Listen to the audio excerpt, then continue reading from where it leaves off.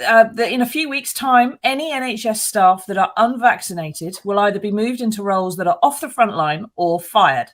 Last week, the Health Secretary, Sajid Javid, that's it happening there in the main picture, was confronted by a consultant working on the COVID wards who said he was unvaccinated and didn't want to get the jab, despite the fact that would mean he was very likely to get COVID, more likely to be reinfected and keep catching COVID, and highly likely to be isolating and off work rather than tending to the patients who need him.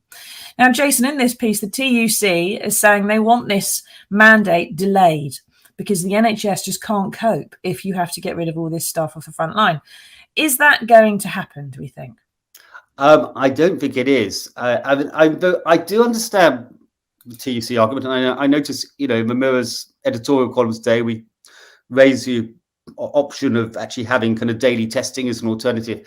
But I am personally really uneasy by somebody who works for the NHS rejecting the vaccine. In fact, I'm not sure I'd want to be treated by somebody who didn't want to have the vaccine.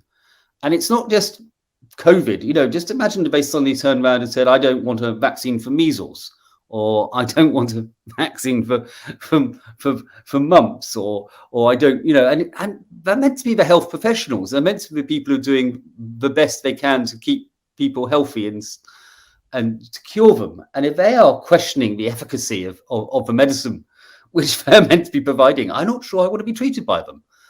No, it does seem that this consultant, who doesn't seem aware of the latest science, which is showing that you're much, much more likely to be reinfected. He said to Sajid, I have antibodies, because he's presumably already caught it. But that means he's far more likely to be reinfected, something like 50% more likely to get reinfected by even the same strain, maybe future strains.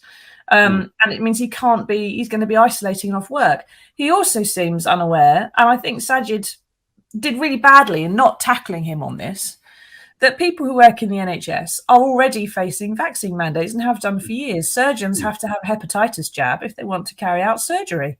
I mean, because the risk of infecting their patients and killing them is pretty severe.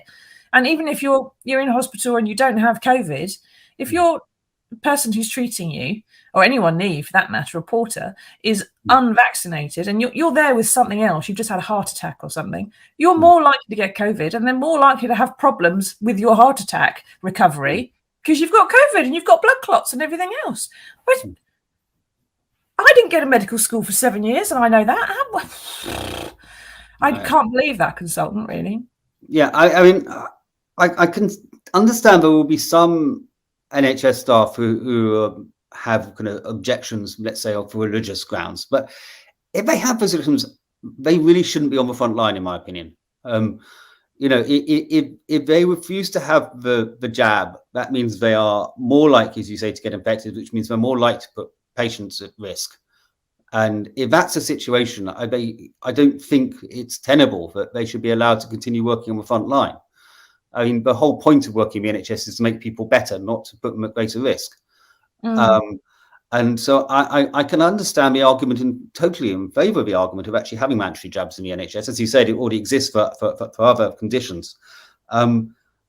Against this, there is this problem of staff shortages, which have been exacerbated by COVID, but surely the NHS has to set the example for the rest of the country.